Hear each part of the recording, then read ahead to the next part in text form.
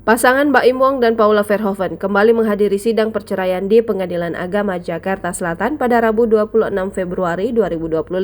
Pada sidang kali ini, Paula Verhoeven kembali menghadirkan seorang saksi ahli. Salah satu saksi ahli yang dihadirkan adalah Abimanyu, seorang pakar telematika yang memberikan kesaksiannya dalam persidangan melawan Baim Wong. Menurut keterangan Abimanyu, usai sidang, terdapat dugaan adanya kekerasan dalam rumah tangga yang dilakukan Baim Wong terhadap Paula. Menurut keterangan Abimanyu, usai sidang, peristiwa tersebut terekam oleh CCTV di salah satu ruangan. Abimanyu menjelaskan bahwa rekaman itu menunjukkan terjadinya perselisihan antara Baim Wong dan Paula Verhoeven. Dalam pertengkaran tersebut, Baim Wong diduga marah sehingga melakukan kekerasan terhadap Paula Verhoeven. Bahkan kata Abimanyu, akibat tindak KDRT yang dilakukan Baim sampai membuat Paula terpental. Sampai kemudian terjadi kontak tubuh secara keras. Di CCTV, bukti benturan keras dan benar-benar memang terkena. Sampai yang satunya waktu dihajar gitu sampai terpental, paparnya.